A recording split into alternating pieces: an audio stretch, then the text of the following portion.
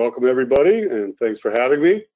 As Jen mentioned, my name is Jim Kettler. I'm Director of Projects, but I have been involved with the Lakeshore Natural Resource Partnership since 2005, first joining the board and then becoming Executive Director in 2006.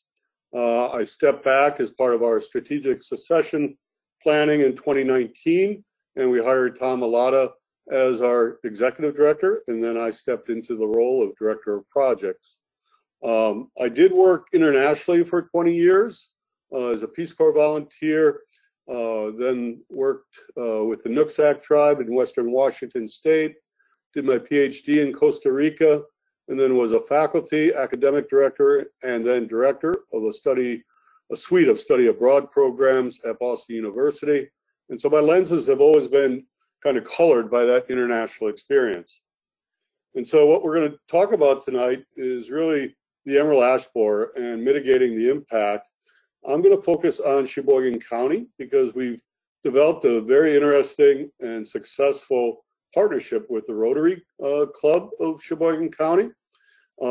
It's been so successful that we've actually have been awarded a state, the Council of Forestry, Urban Forestry Award 2 years ago.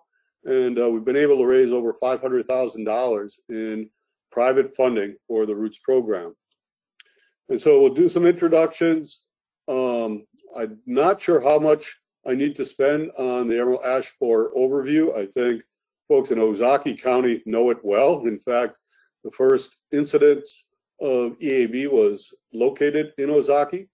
But then we'll talk about what we're doing with EAB mitigation in Sheboygan County and the Roots Community Investment Fund. Again, don't hesitate to ask questions. Go ahead and put them in the chat. Jen can ask me, interrupt me. We can make this as interactive as we need to. So the emerald ash borer, that little green thing on the right, lower right-hand corner of our screen. It's obviously a non-native invasive insect. It's very successful in killing ash trees. It originated in Asia, first found here in the US in 2002.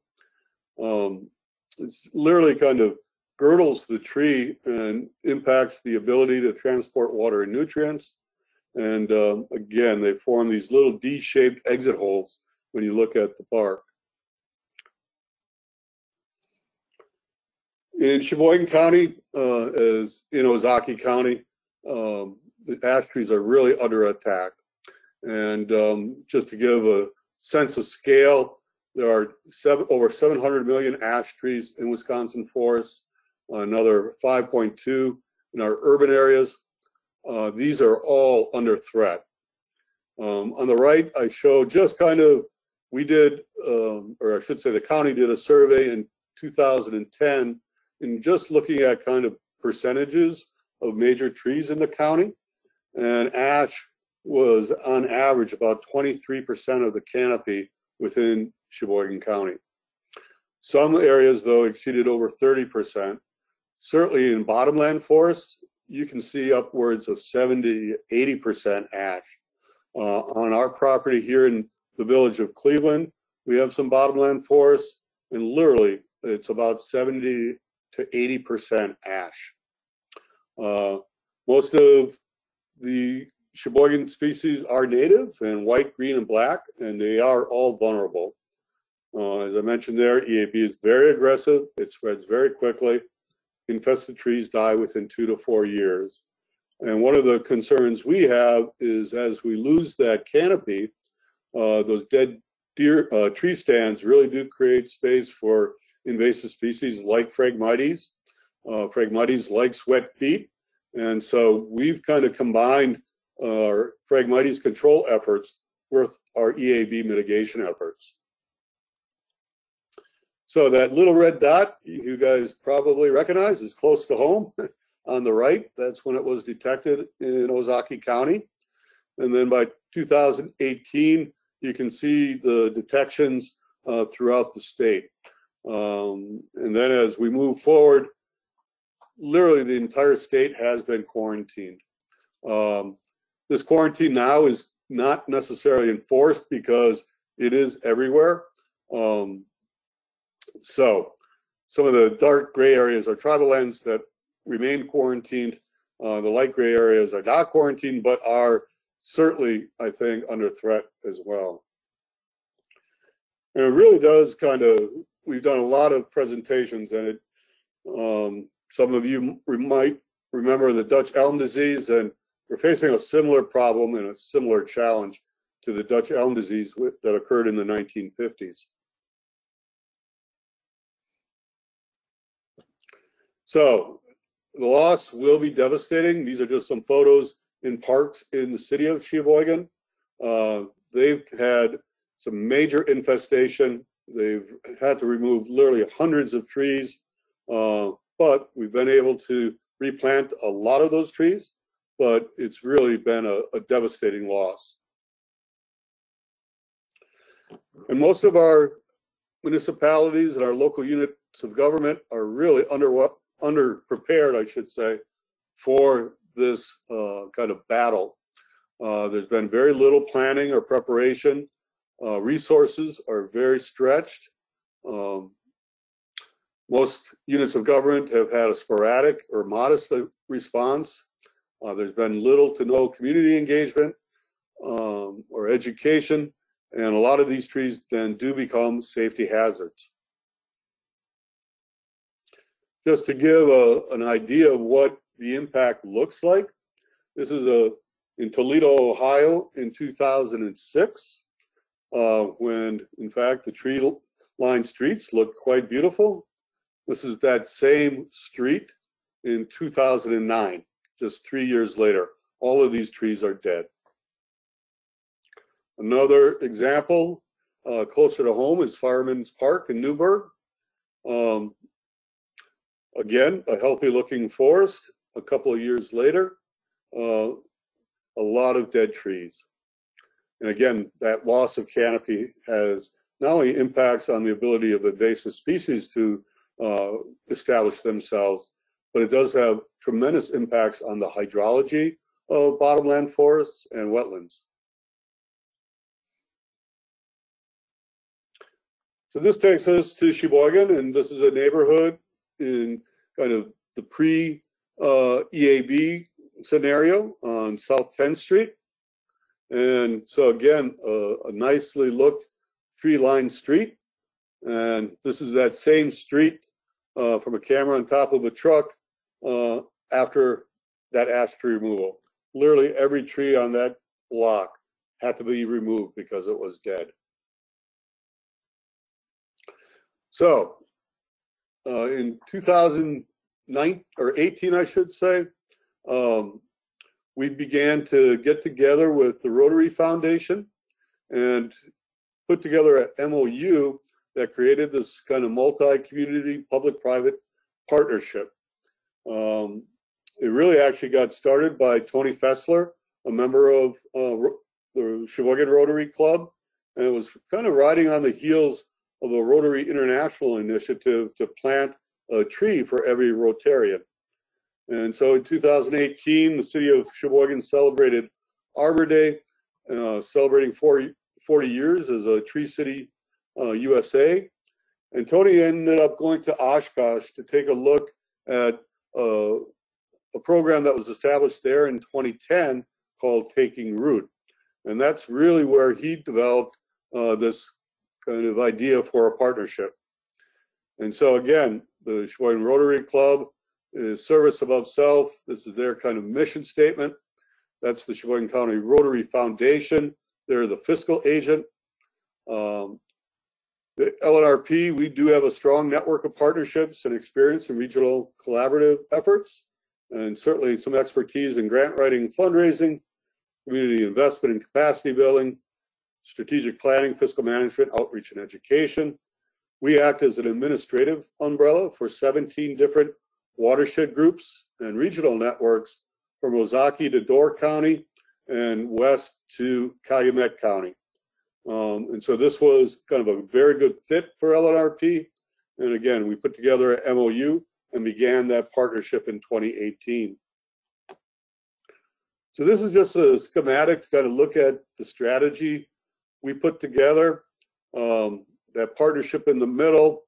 On the left-hand side, we were able to secure 2 urban forestry grants, and I'll talk about those in a minute. And on the right, community engagement, we use those urban forestry grant to leverage other grants and local partners. And then again, the implementation comes from that Roots Investment Fund.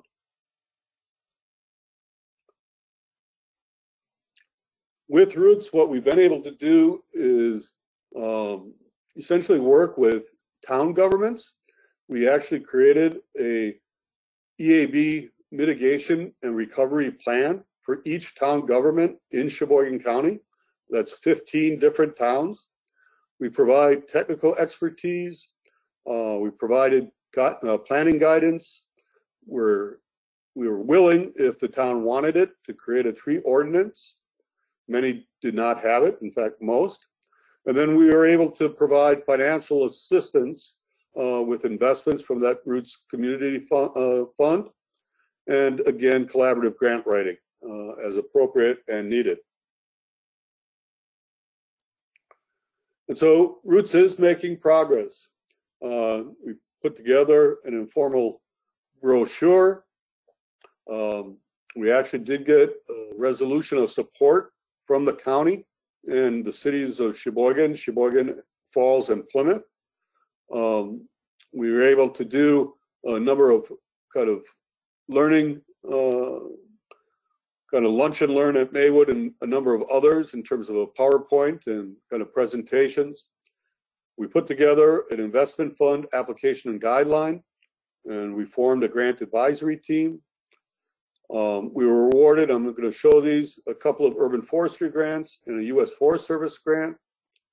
And that Resource Development Committee really worked hard to kind of develop a case statement and build that Roots investment strategy.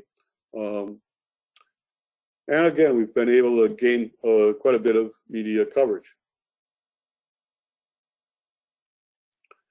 And so we've made a number of investments in parklands within the city of Sheboygan, the city of Plymouth, Sheboygan Falls, the village of Elkhart Lake, the town of Sheboygan Falls, the village of Cleveland, the town of Wilson.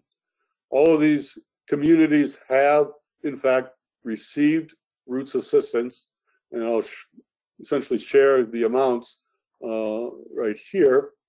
So as we look at the last couple of years, we've been able to leverage from private funds over $50,000. We've been able to secure other Rotary grants. We've also been able to generate local donations and grants. And we've been able to build state and federal grants to the tune of over $180,000. And of course, the municipalities have offered a lot of in-kind in terms of removing the ash trees, bringing grinders if we were taking trees down. And so just in Sheboygan County, we've literally raised over a cumulative of $500,000 that have been distributed to different communities. And certainly, you know, if you have a Rotary club in your community, we're very willing to provide some guidance and some assistance. Certainly there's opportunities to create a volunteer and community kind of science network where we can do the inventory, monitor those ash trees, plant replacement trees.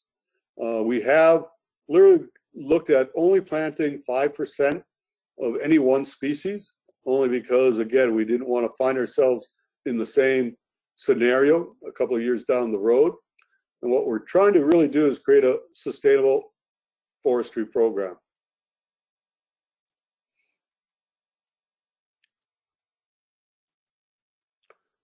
Just real quick, these are some of the additional grants that were leveraged for Sheboygan County. I mentioned that the 2 urban forestry grants, one was for the eastern side of the county, one was for the western half.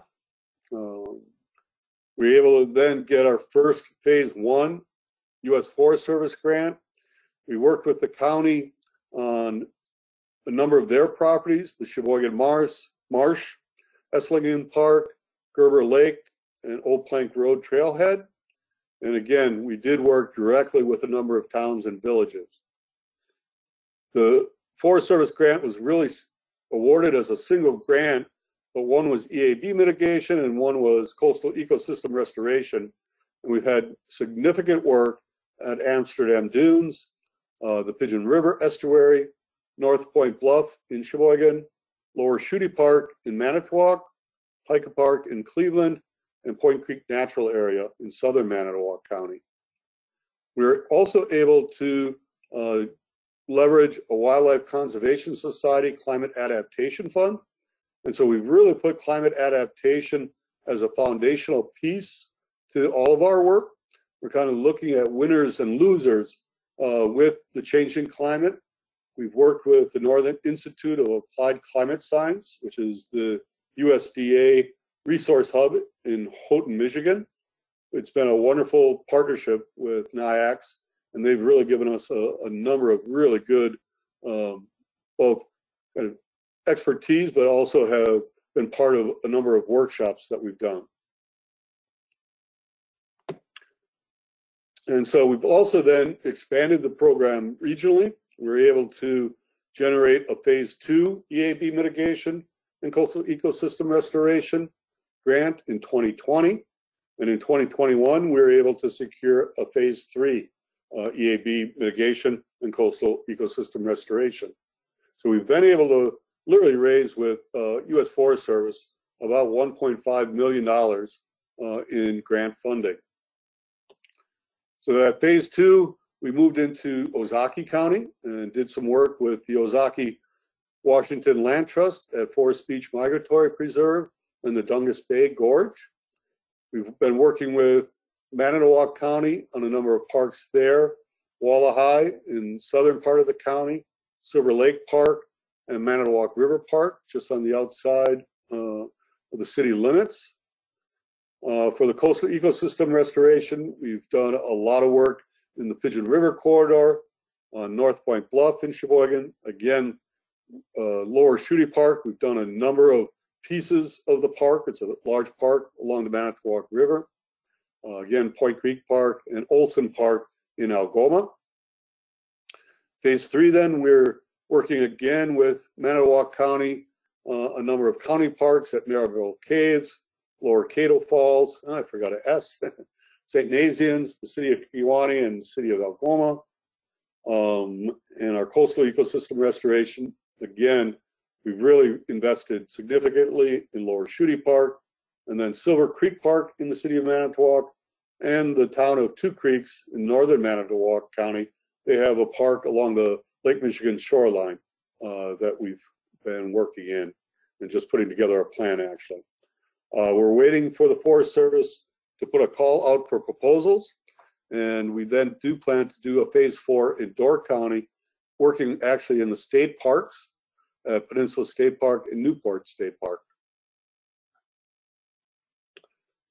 And so our goals and objectives as part of our overall kind of approach is, again, increasing climate resiliency, maintaining or even increasing forested connectivity and coverage, mitigating the impacts of EAB, at the same time enhancing wildlife habitat, maintain shading and riparian areas, increase carbon capture and capacity, and provide training for sustainable forest management on both public and private lands.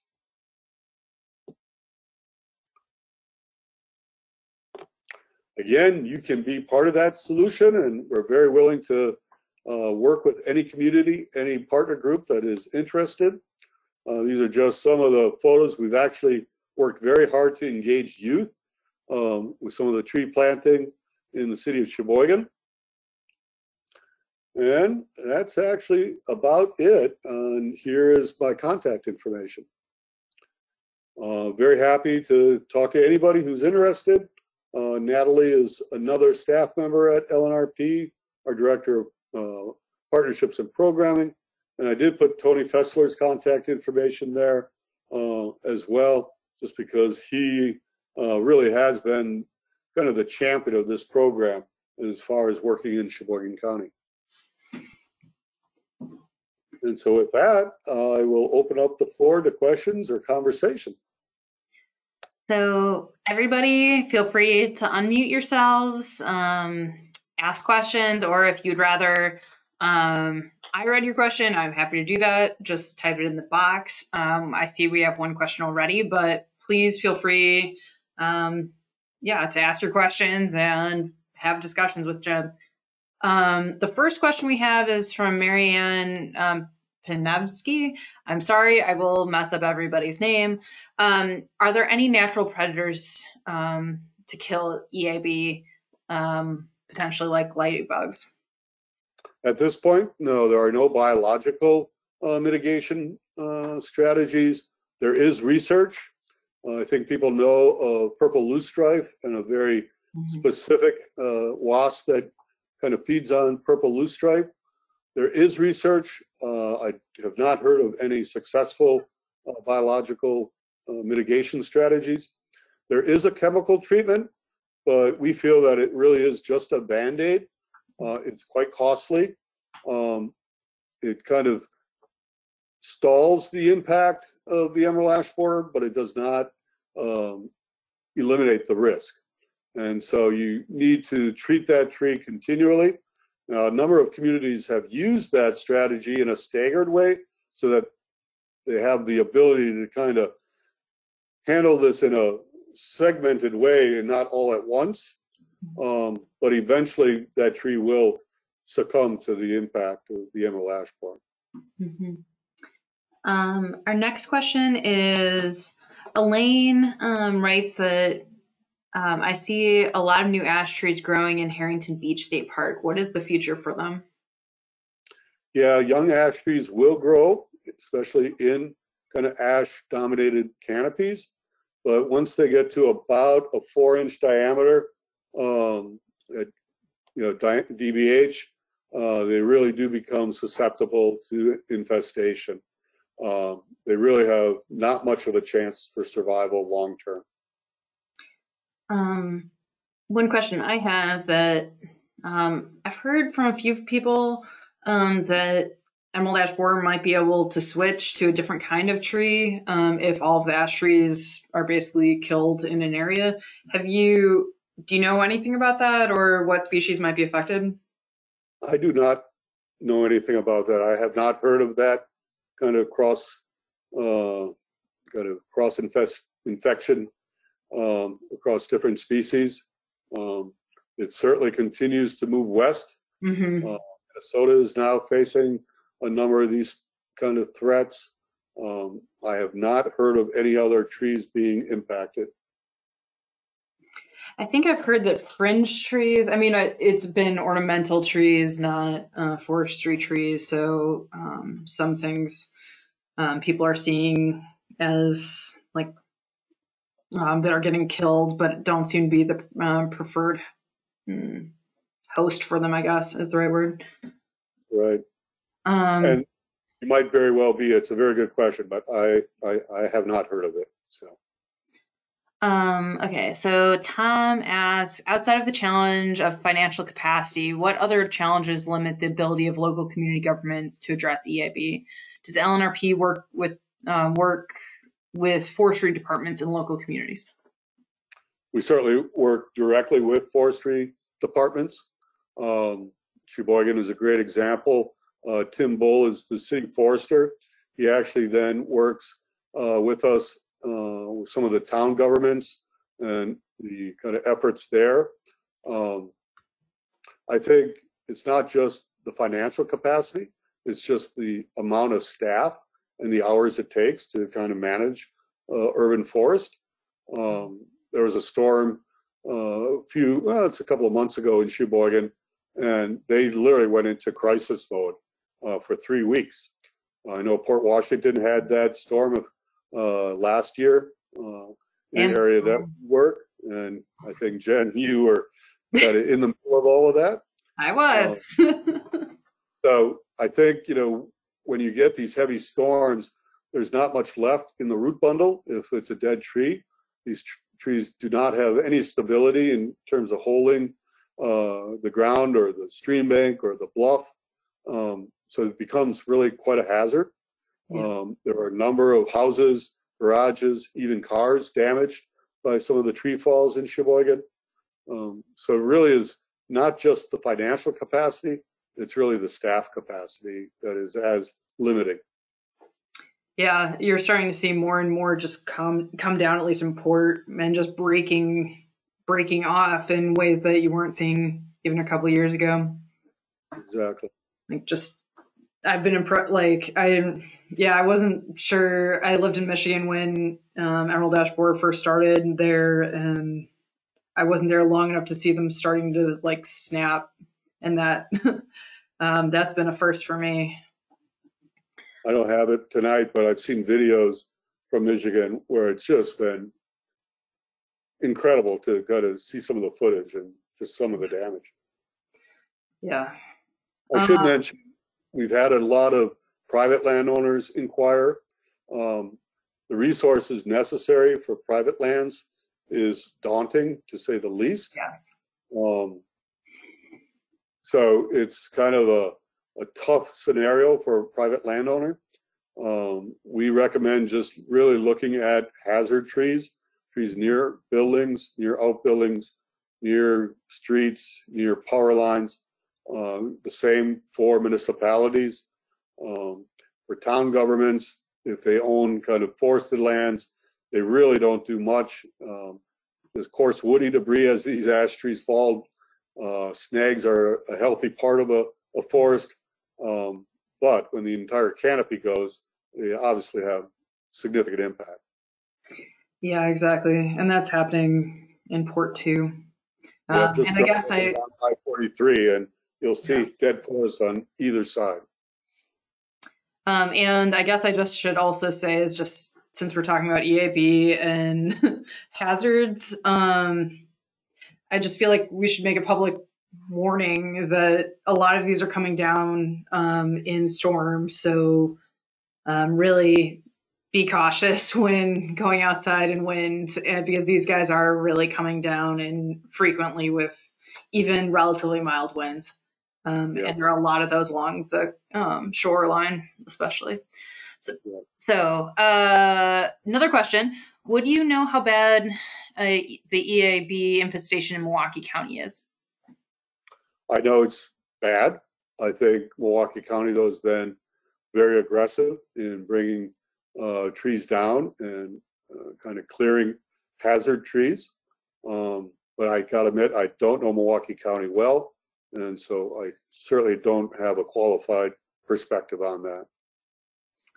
Another question is there a temperature threshold for EAB? If there was really cold winter, would it slow populations, or are they expecting some, I'm adding on to this question, or have they modeled how far north they can go, or do they limit with how far the ash trees go? It really does follow the ash tree populations, but there has been some evidence that very cold winters will slow it down. It will not stop it, but it will slow it down. But they really do follow just where ash tree populations exist. You'll find EAB eventually getting there. I have a good friend who has land near Bloomer in the northwest part of the state. It's more of an oak forest, but he's talked to their state forester and they've seen EAB. His state forester basically said, take the trees down now, use it for firewood. Yeah. They're going to come down eventually. And so I think being proactive is kind of the mode of operation, and certainly something that we would recommend. Do you have any advice for residential homes that have, like, if they wanted, or relatively small property owners who wanted to replace trees, would you have any advice for them? So I could get you, or composition. Yep.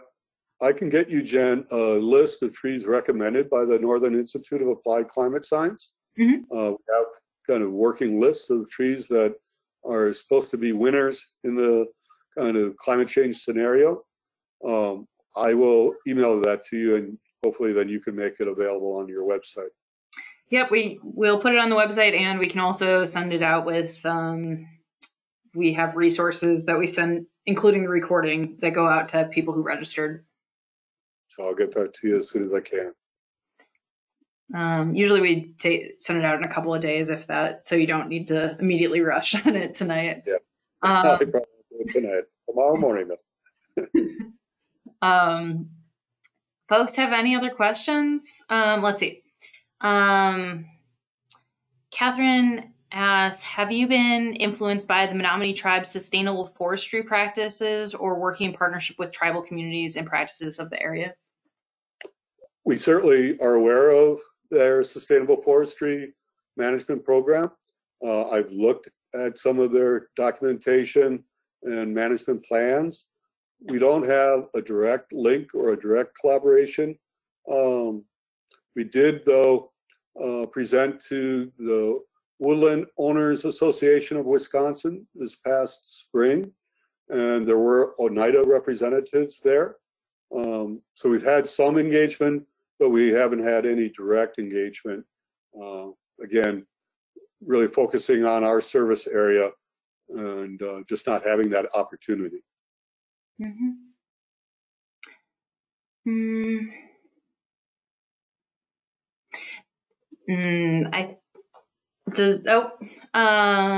more question, or another question. How significantly does the continuing spread of EAB in Wisconsin impact avian communities? Do impacted areas see increase of bark foraging birds? And I think this is a direct relationship to your organization, Jen, and certainly it has impact. Yes. And so what we've been looking at is really trying to create, and in fact, we're working with Jen on some of these opportunities to enhance kind of the coastal forests along the Lake Michigan shoreline, trying to create kind of an environmental corridor of sorts by planting native trees. If you look at a map of our project area, and maybe I could even bring this up. Are you still seeing my screen? Yes. I didn't. While Jim is looking for that, I'm going to add one nuance to his answer. Is there have been a bunch of studies done in Michigan where the EAB has been there longer, and they have found rebounds. So a lot of woodpeckers are declining, and they actually saw reverses of those declines or stable populations where there used to be declines in a lot of woodpeckers. Pileatids and red bellies, and a lot of those woodpecker species that you see declines in, they did see an effect there. But I am not aware of folks doing those kind of studies in Wisconsin. I've heard that same data. So there are some winners in this game, but just you can see, you know, the kind of project sites we have up and down the Lake Michigan shoreline, and this is not all inclusive. But yeah, we're working very hard to look at these coastal forests, riparian areas, and kind of reforesting with native species. Another question came in. Do you have any advice for West Coast communities who have just started having sightings of emerald ash borer? When you say West Coast of Lake Michigan? Because almost every community? I think West Coast of the United States. That I'm not familiar. I don't think it's gotten that far west, although I'm not aware. Again, that's not our service area. It's not a place I work. So I, again, don't really know. My guess is, though, there's enough of a network and there's an incredible number of resources online, especially with federal agencies, that there would be opportunities to kind of look at those scenarios with good resources in hand. Definitely. Any other questions, folks?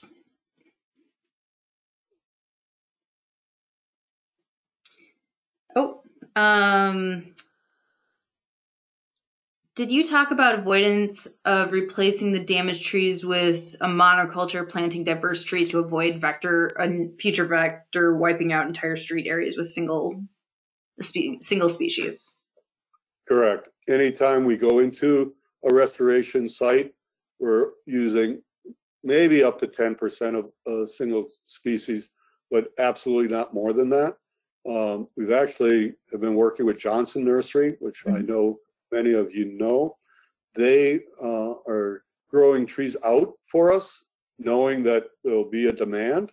And so it's really been good because we've been looking at 5-gallon, 10-gallon container trees, but growing those out and getting species that might not necessarily be readily available from a nursery. We've done, I think, a really good job of securing a very diverse set of species when we do planting.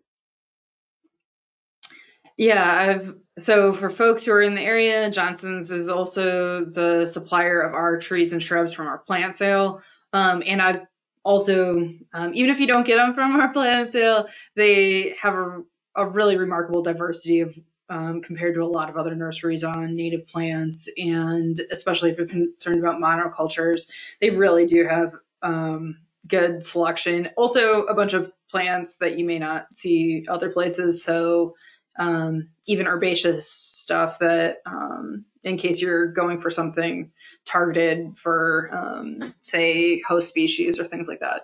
I've been really enjoying the diversity of their catalog.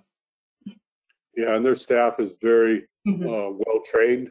We've got really good information. They've got some really good expertise. So it's been really, I'm not putting a plug in for them. I'm just saying it's been really good to work with them. Yes. And I found that. And actually, folks, if you're interested in taking advantage of that knowledge, one of their staff gave a presentation in the spring. And if you want to listen more about that, kind of how they see it, feel free to check out that recording. That was a good webinar too. If there aren't any other questions, I'm gonna call it a night.